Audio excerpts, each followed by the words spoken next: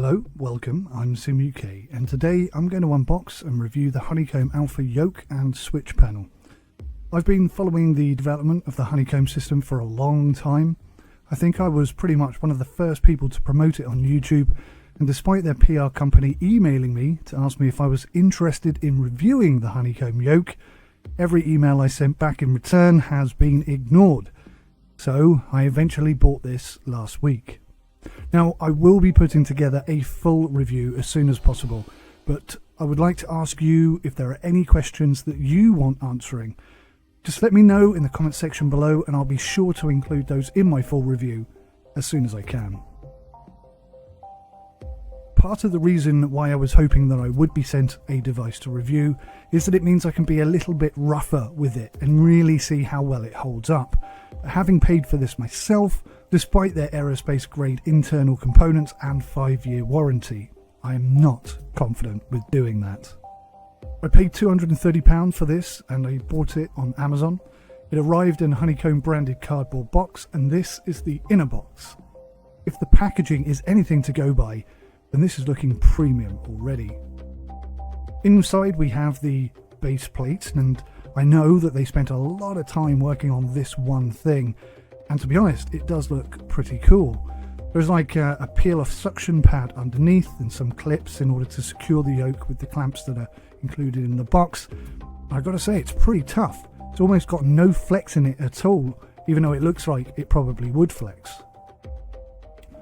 So you may know that I've been testing my own old Cytec Cessna replica GA flight rig for a couple of weeks now, and the whole time that I've been doing it, in the back of my mind I have been contemplating whether or not to upgrade to the Honeycomb Alpha yoke and switch panel.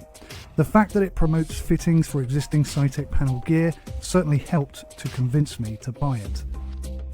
Now, I've seen lots of reviews on this device and the vast majority have been very positive. Based on those reviews, I was expecting premium build quality and premium switches with a firm pitch and an excessively loose rotation with some small dead zone issues.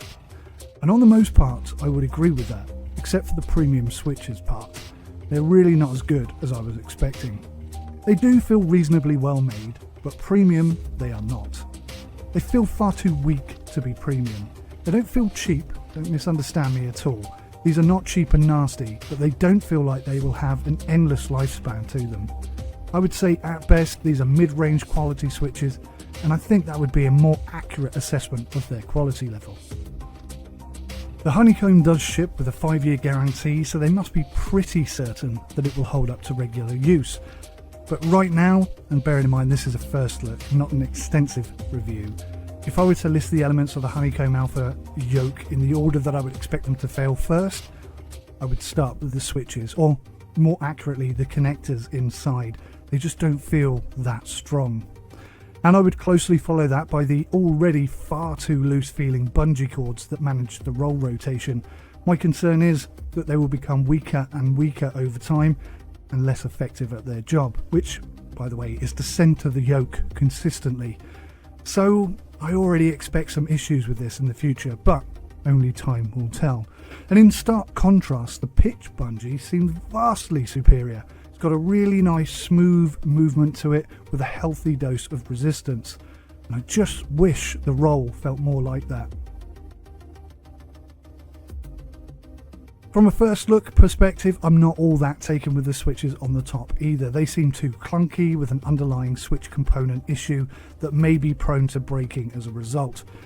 So far, the design itself, I am pretty impressed. The dual switches here, which are implemented in real aircraft as a failsafe, it's a great inclusion, one which encouraged X-Plane 11 to add that functionality to the game. I'm wondering whether Microsoft Flight Simulator 20 has gone that far as well. So everything about the design and the finish really does feel premium. Even the packaging it arrived in has a very premium feel to it. But the actual system itself, it's just slightly less impressive right now. Not bad, it's just more middle of the road than I was expecting. But then that is what this device is priced as. It's the same price almost as a Cytec Cessna ProFlight yoke. And yeah, it feels a little bit better than that, but not vastly better, which is kind of what I was hoping for.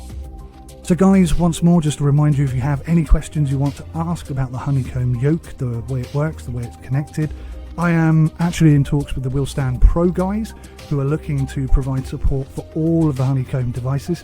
So hopefully I'm going to get hold of some of that and preview it and give you some feedback on that and let you know how well it all works together. But if there are any questions you want to ask, please do feel free to leave those questions in the comments below.